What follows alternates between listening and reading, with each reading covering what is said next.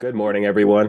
We are here with myself and Josh, Yeah. and today we're going to introduce you to Coach Ali Macy, who is one of the OG coaches of WAG. And we're very excited to talk to Ali today. She lives an interesting life and gets into some pretty fun things and has her hands in all sorts of different areas of WAG as a company. Just, not just being a nutrition coach, but so much more as a handful of us coaches are. So, Ali, first question for you is where do you hail from and who do you live with? Who do you share your space and your life with? Yeah, I hail from Vermont. I grew up in Vermont. I love it here. I had like a 1 year stint my freshman year of college in Pennsylvania, and then I wanted to come back to Vermont. And then I finished school here, and I settled about 40 minutes north of where I grew up. So I still live in Vermont, but just up north. I live with my husband and our German short-haired pointer, whose name is Blue, and he is our whole entire world. He's like the best thing in the whole entire world, and he brings us so much joy. And yeah, I love where I live. I live right across from an organic farm. So when I'm feeling cooped up in my house, I'll go help friends like pick vegetables and I go pick dinner, and it's a really Wow. cool place to live. Mm-hmm. Yeah, it's wild. It's so cool. I love it so much. And when we bought our house, we had no idea that we would become like best friends with the people who own the farm and that it was even something like a farm. We were just kind of like, yeah, I guess that's there. And we walk our dog over there and snowshoe there in the winter, and it's the best. So we got really lucky. That's Yeah, it great. sounds like the quintessential New England It totally is. position to be in, being from Maine and all, It and knowing totally Vermont is. well. Yeah, yeah. Exactly.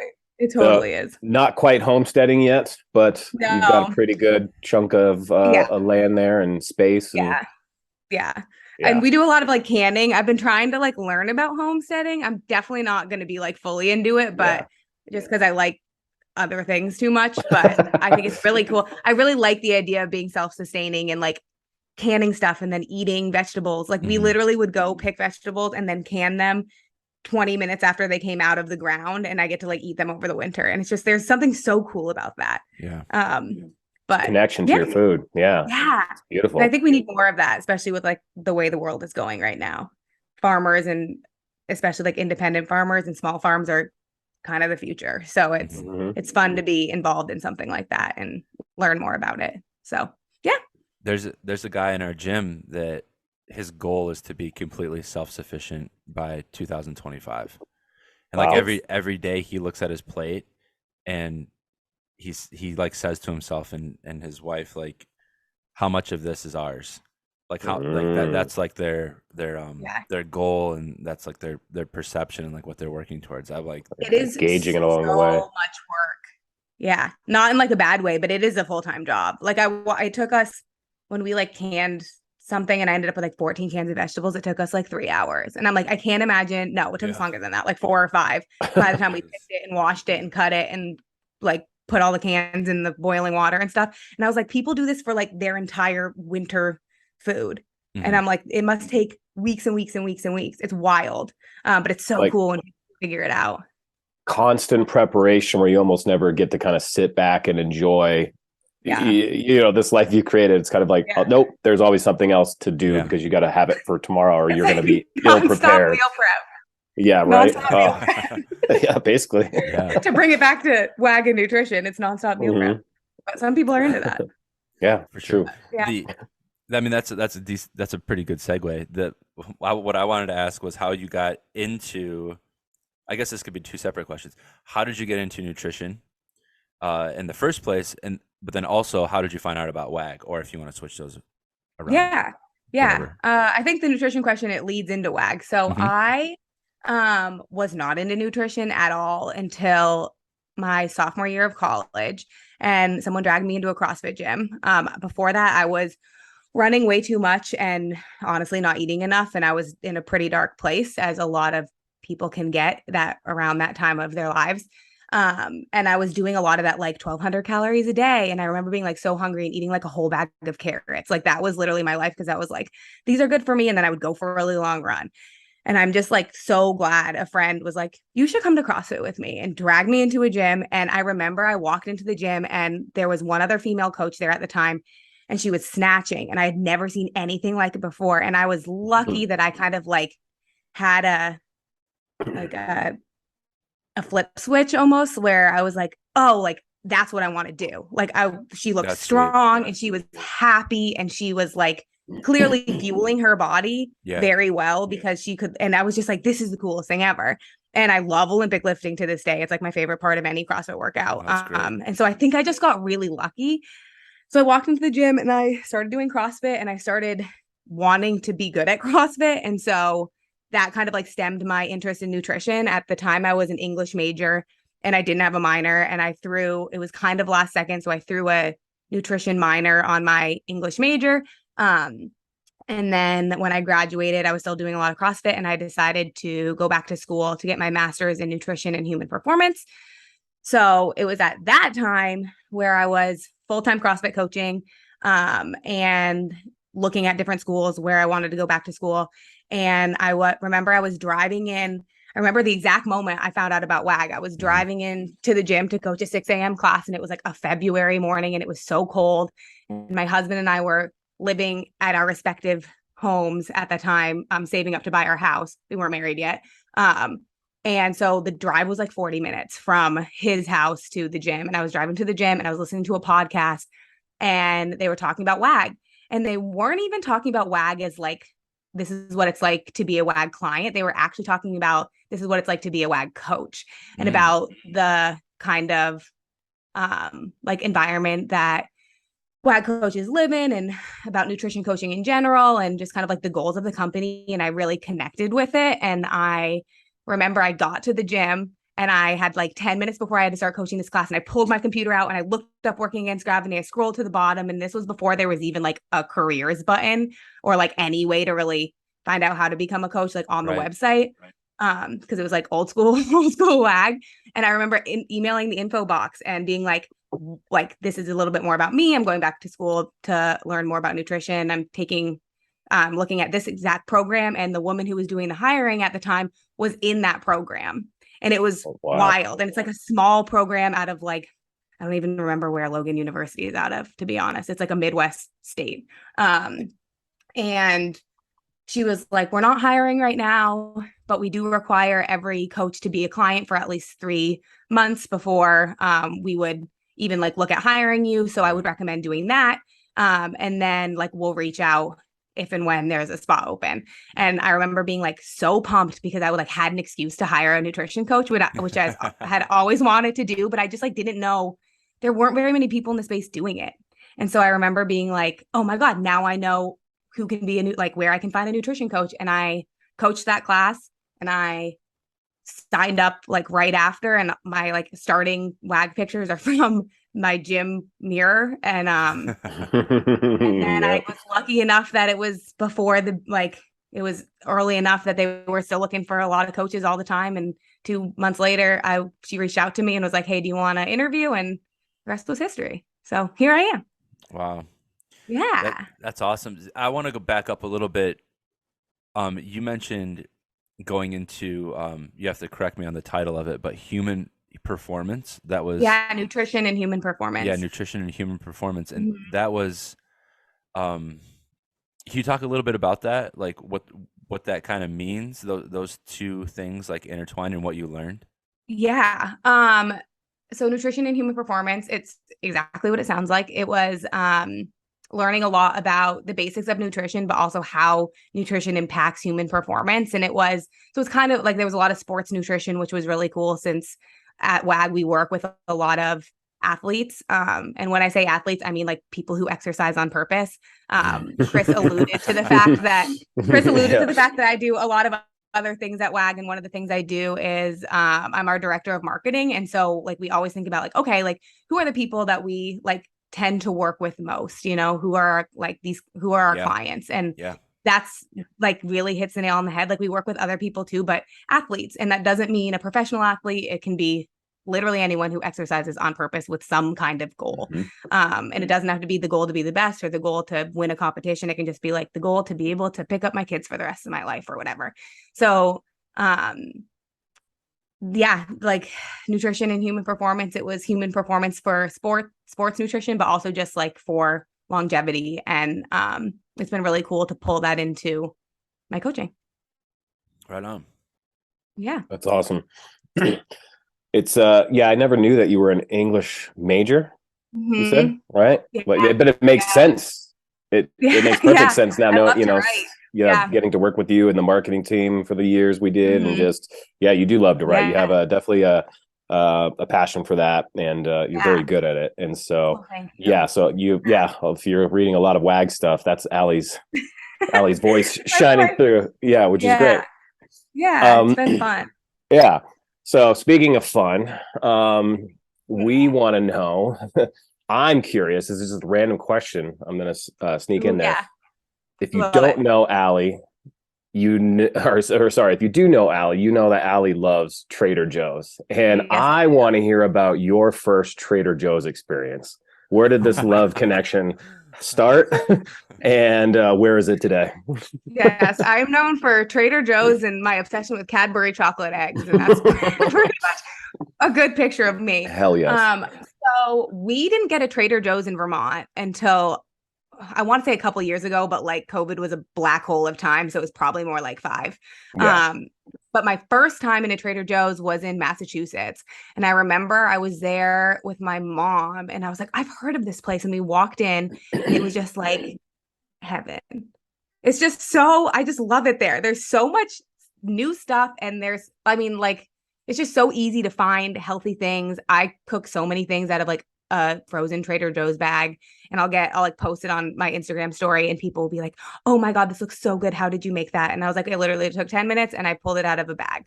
And it's like, Like I you're think getting that's hit one of the up with things. what's the recipe, and you're like, Yeah, what exactly. I'm like, the recipe? recipe Like, is a little bit of yeah, oil in the bottom of a pan in this bag. Like, yeah, and I think that that's zero one of the things recipe. that, yeah, and that's what I love about it is and it pulls back into nutrition that things don't have to be complicated to work. And I think people like to overcomplicate things and think like, oh, reaching my goals has to be really complicated and I have to cook like 5-star meals for myself 3 times a day. And that's just definitely not the case.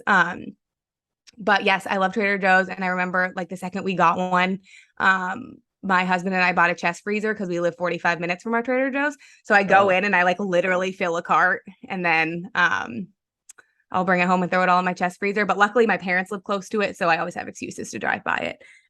But I was just in New York last week, and there was like a Trader Joe's, and my mom was like, we have to go check it out. We have to see what different stuff they have. And it's just, I don't know, it's very fun. I love it there. That's cool. Yeah. Yeah, Yeah. you'd love. I mean, here in Denver, I've got 2 in either direction I can get to within 10 minutes. It is So a luxury, but jealous. I never go. But like when I hear you talk about it, I'm Good. like, Allie's right. They do have a lot of cool stuff.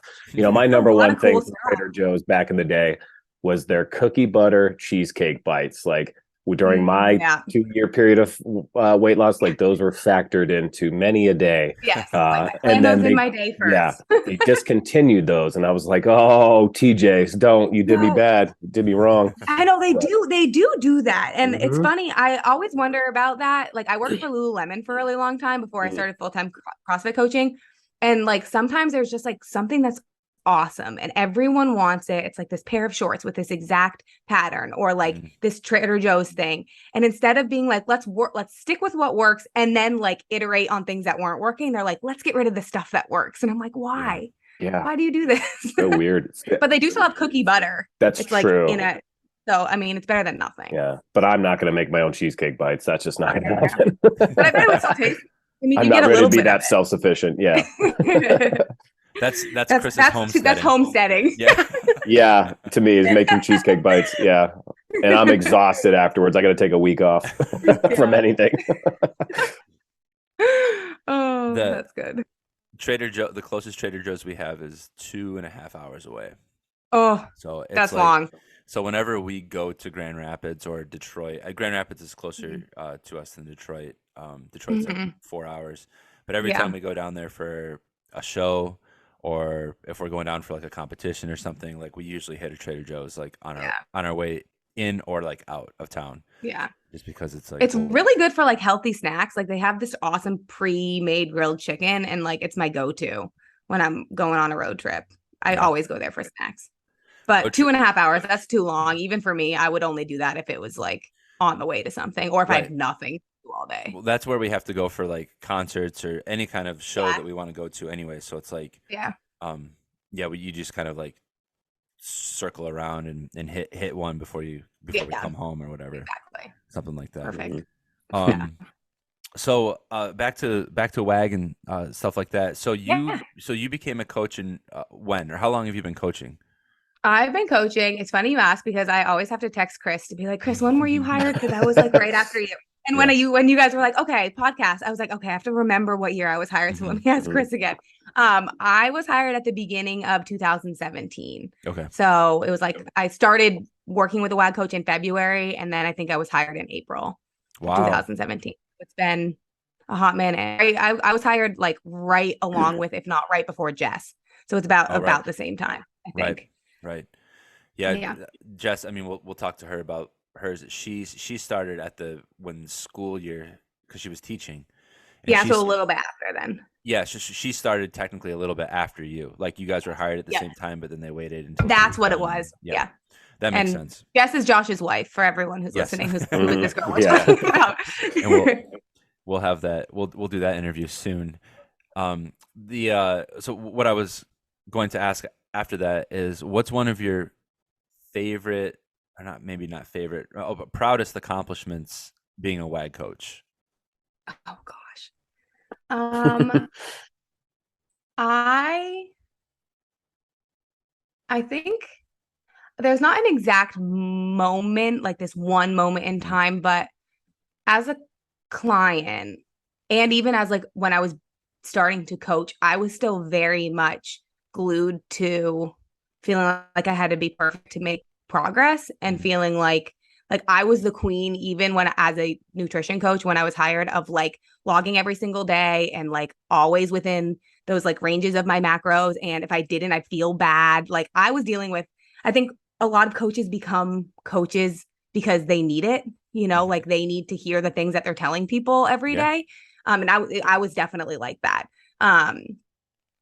And so I really enjoy working with people who were a lot like me when they started, like feeling like there's got to be a better way than being perfect all the time. Right. And so when I can work with someone and they can be like, hey, I'm realizing I can go enjoy myself, and I can feel confident in my body, and I can feel confident in my food choices, and I'm no longer like stressed around food. It's no longer the thing that consumes my every waking thought, and I have so much more room in my life and in my brain and in my heart for people and for like doing things that I love. And I'm not just constantly like worried about what my next meal is going to be and if it fits in my day. Like moments like that, when people are like, I can actually go enjoy my life now because I've let go of stress around food, I think are really powerful moments. And I've had those with many of my clients, and those are always the moments that I'm like, yeah, okay, this is why I do this. Like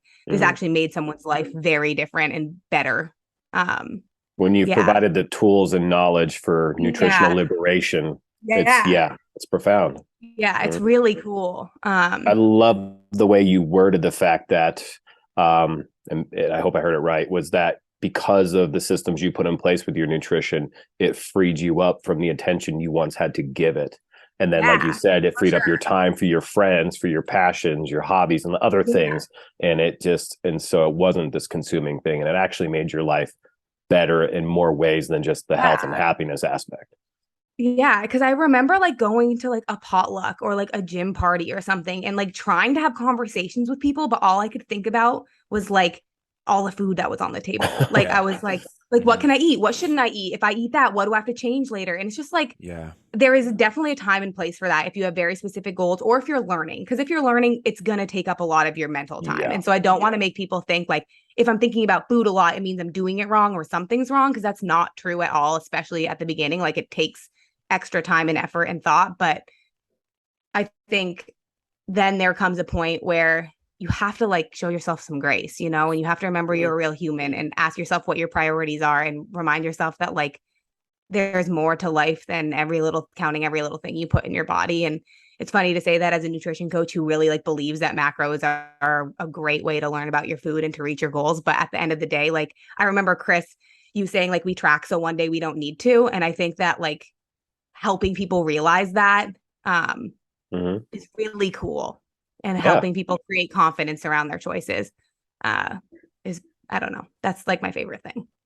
I agree. I feel that's my number one thing with clients too, is like it's when they could almost, not that it's required for success, but when they can experience at some degree of a level of what I experienced from my own journey, it's like, you get it now, right? Like, when it all just clicks and you're like, oh, this is what it was all adding up to. I get it now.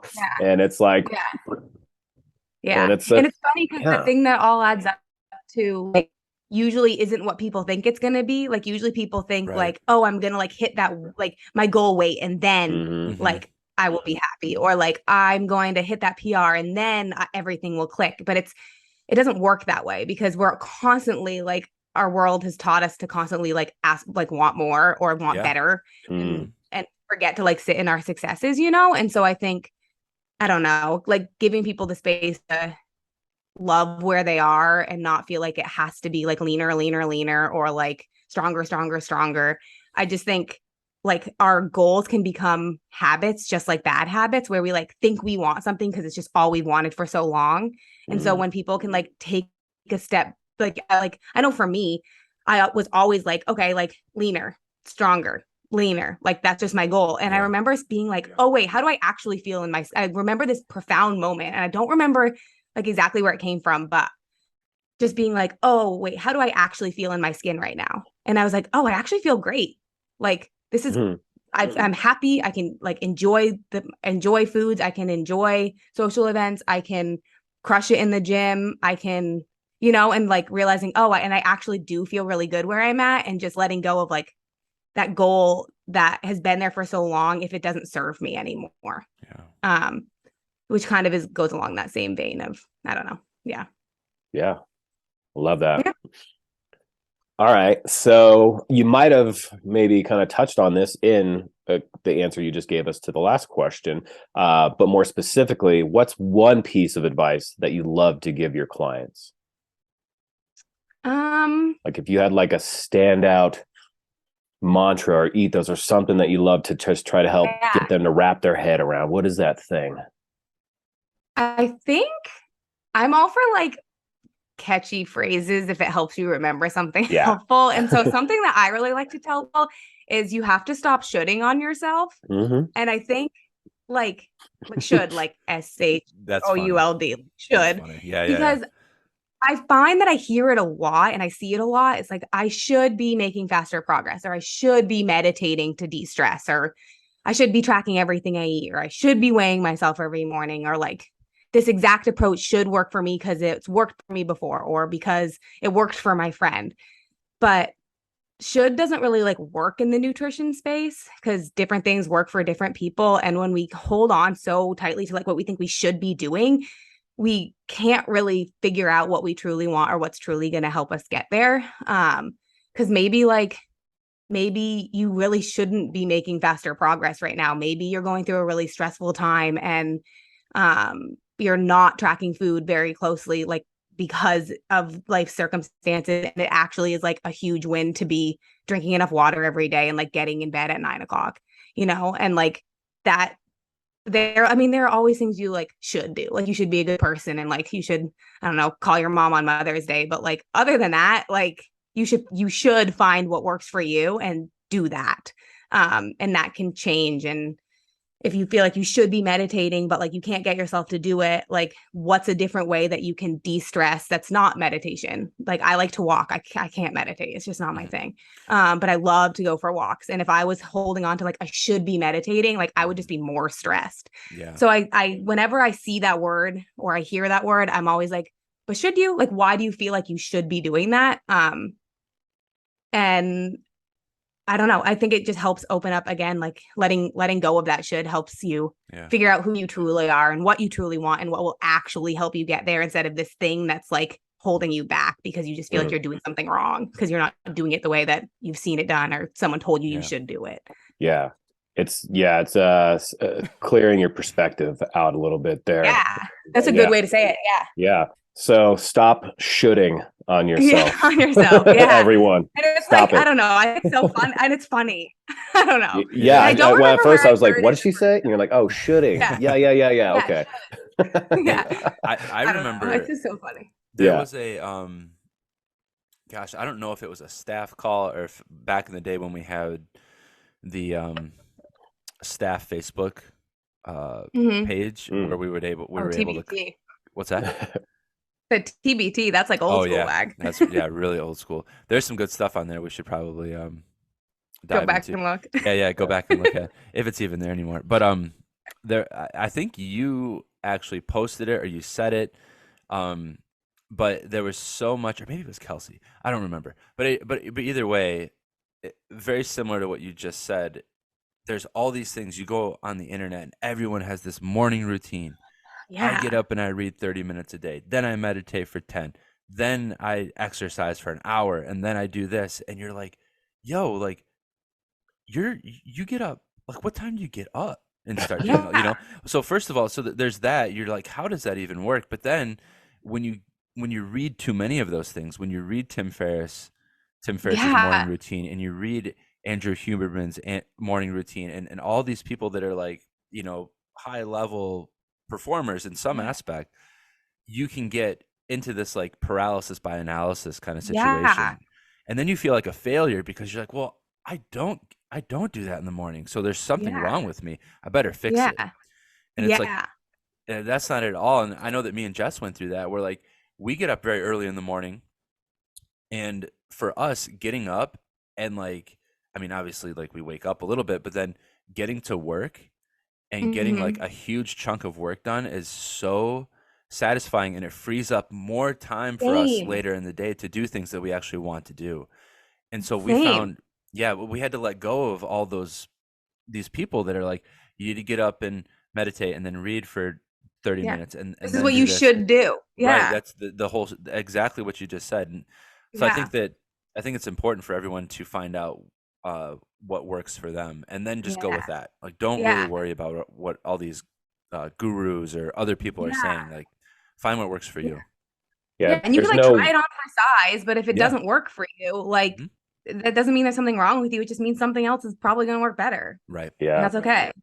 I think it's a realization and acceptance of that no one template that anybody can provide you is going to fit perfectly over the variables of your life and satisfy all these problems that you've got to fix. You've got to attack them individually and one by one. And then again, like you find the system that works for you. Yeah. I felt the same way about meditation. I got into a groove with it, was doing it daily. I'm like, okay, this is okay. I get it. But then the takeaway from it was something that was like this long lasting effect where I could meditate in any moment, in any space, being at a concert or something like that, needing to calm myself. I can go over here and do that. And it's just a tool that I'm left with. I'm like, oh, I get it. I don't need the continued practice of it. I just need to practice it when it matters.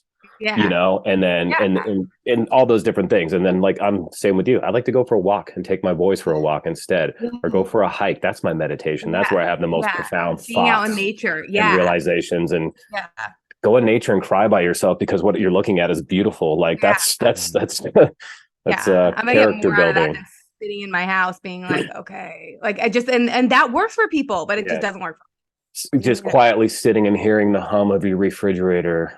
And like, and all I'm thinking is like, this is all the work I need to be doing right now, and my computer's right there, and it just doesn't work for me.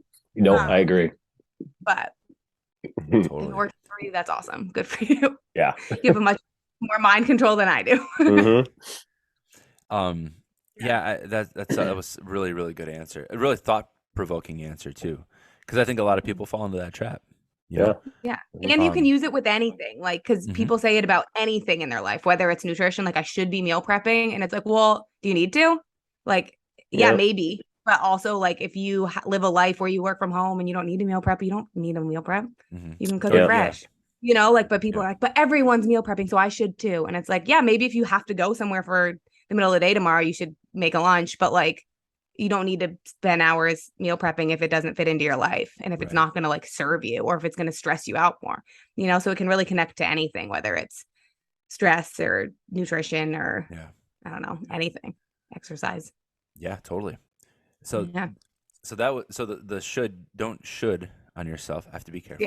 Don't shit on Yes, yourself. yeah, I have to be careful. That's something that you love to tell people. What Mhm.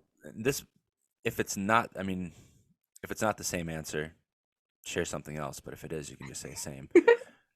um, Oh, I'm what's a excited. piece of advice that you find clients need to hear that maybe Ooh. it's not easy for you to say, but more often than not, clients need to hear this? I mean, my first thought was like, this is going to take more time than you want it to. But That's but I good. feel like that's like a really given answer. I don't know if so I can't think of something. It's not necessarily something that I like have a hard time saying though. It's just something that I feel like everyone needs to hear. And it's like we're always told not to compare ourselves to others. Like that whole like someone's Instagram is just a highlight reel of their life. And like don't compare your now to like their right now because you don't know how long they've been, like everyone says it forever. But what we don't tell people or hear enough is like you need to stop or at least be more aware of when you're comparing yourself to yourself. And what I mean by that is that you're like our bodies and our goals and our lifestyles and circumstances and priorities change so much throughout our lives. And I think that's one of like the beautiful things about getting older is that your priorities change and you learn more about the things that are important to you and you prioritize those things. But we can easily forget that like nutrition especially won't look the same at every point in your life, and your ability to do a specific routine or habit is not going to be the same throughout your whole entire life. Like I will work with people who we either were like working with WAG and then felt like, okay, I got this, and then they leave for a little bit and then come back, or people who I've worked with like through an entire life transition, and what works now doesn't work, or what worked before might not work now. Yeah. And it's more than just that, but it's that you have to like let go of the comparison of you then and you now, because maybe the first time you were trying to lose weight, you were like 2 years out of college and you had so much time to go to the gym and to meal Right. prep, and you lived with a roommate who was also really into health, and you get 9 hours of sleep every night. And it was just like everything was easy and fast, and like weight loss came quickly, or strength training or strength gaining came quickly, or your performance got better quickly because you just had all this time, and that was your top priority, was like going to the gym and meal prepping because that's just like what you were super into at the time. But maybe now you're, I don't know, like a mom of two and there are goldfish all over your house at all times, and your husband like loses weight eating ice cream every night for dinner, and like you haven't slept night in 2 years, and you can go to the gym but not near like for an hour 4 days a week, not like 2.5 5 days a week, and Yeah. your stress is through the roof, and so progress is just going to look different. And then we can get caught thinking like, oh, but like before it worked, or like before it was easy, so something's wrong now. But that's like the not the case, and we beat ourselves up thinking that things should be the same, or holding ourselves to the same standards. And that's really what it is. Like I used to like meal prep used to be so easy, what's wrong with me now? And it's like, well, your life's really different. Like that was all you had to do 2 years ago, but now you have so many other priorities, like things that you want to do instead, like spend time with your kids. And I don't know, like I think we just have to ask ourselves, what do I have control over today, and how can I reframe progress in a way that lets me be confident in like my efforts right now, and so I think just not only not comparing ourselves to others, but not comparing our now to our then, I think is really important. And I think a lot of clients need to hear that. It's not hard to say to people because it's not like tough love really, but it's just kind of like a reminder, because I don't think we think about it that way because we're so used to being told not to compare ourselves to others. Yeah. Well, it's a reminder that you are a person that lives outside of their world, that is looking inward and seeing a fuller scope of things. And you have to tell them like, hey, I know you did those macros with that coach 3 years ago, but I'm not going to just throw those same macros at you because that's like what worked for you in the past. Like we're Yeah. not there right now. And so, yeah, a lot of clients do come in with that kind of expectation, right? Like, oh, well, if I could just be put on theirs, like, well, why'd you come back then? If you could just go back to those macros and it's that easy. Like Right. you don't need but it's my like, help and to do that, Yeah. Right. yeah. And it's like not even just like exactly like nutrition plans. It's just like that moment where you're just like, why can't I do this anymore? Like why can't, like there's something wrong because it doesn't feel easy this time. And it's like, well, there's a lot of things that are different. So when we think things have to be easy, that's when and they're not, that's when we quit. But if we expect to have to work, then we just get to like surprise ourselves when we like crush it, I don't know. So I think that that's huge because it keeps people from like giving up, really. Yeah. for sure. Yeah. Another great answer. Yep. Killing it. Been doing this for a minute. Yeah, you can tell, and I'm sure everyone else can tell too. So we're kind of like to wrap up most podcast interviews here with coaches with like a fun question here, or just to kind of pick into your personal life and not be so much about nutrition. It could be about whatever, but we want to know like what's an experience in recent memory that's been really fun or profound or unique for you. Like what's something that stand out that your life experience has brought your way in the last couple of years? Last couple of years. Or My recent, first thought whatever, was, last couple of years is more helpful than like very recent. Cool. There you go. The coolest experience I've had in the last couple of years, my husband and I, we were a 2020 couple we got married in 2020. So our wedding was really small and we put off our honeymoon. We were going to do like Italy. We were like, which is awesome. If Italy's your thing, do it.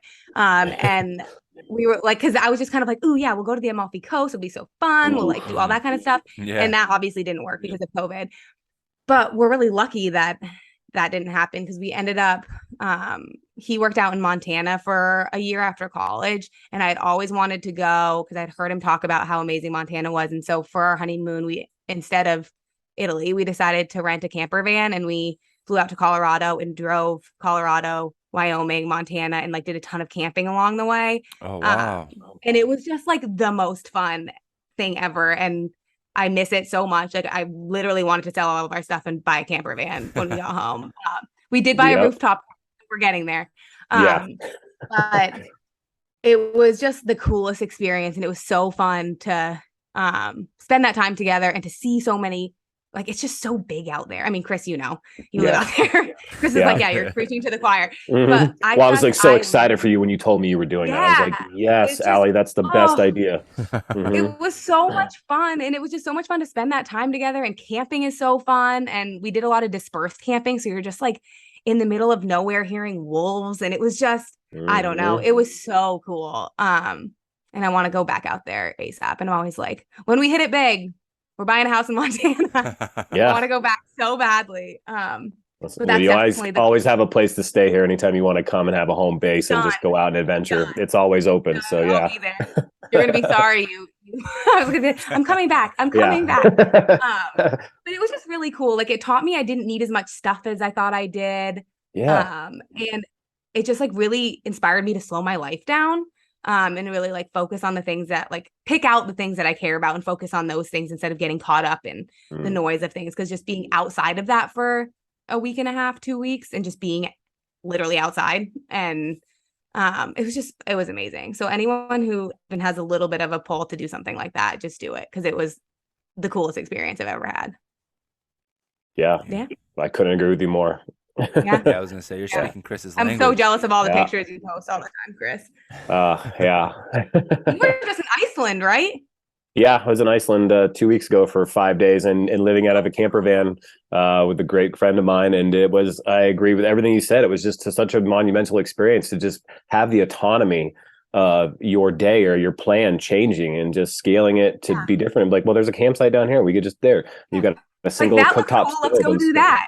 Yeah. You're like, what's over there? Let's go check it out. As long as the van can go down it. It's not an F road or something. And like, it was just such a cool experience. Like my first 24 hours in it. And I said, I can't wait to do this again. And this trip isn't even over yet. And so, yeah. And if you do something like that, like my biggest piece of advice is to ask local people for tips and like best places to go. I remember you saying like, if your car can make it down or if your van can make it down, when we first got to Colorado, we were looking for a dispersed camping site and we were like, we should just like pull over and ask someone. And we asked this like typical Colorado guy. He was like dreaded out and it was just like awesome. He talked really slow and he was like, yeah, okay. And he's like, okay, I have a spot for you. And he like backed up and looked at our van. He's like, yeah, she can make it. And then was like giving us these like wild directions to this like middle of nowhere campsite. So we never would have found it if we hadn't just like stopped and asked someone who like looked like they knew what they were doing. So that's my piece of advice. It was cool. It was so fun. Some of the best campsites I found have just been discovered while wheeling and going, oh my God, look at this place. And I'm like, pin dropped, save that one for later. Save and that it's for like, later. yeah, because it's nice, especially those hard to reach areas where you just kind of know the competition's going to be less and you're probably going to snag that spot and you're going to be blissfully alone out there. Yes. It's so cool. Yeah. I love it. That's awesome.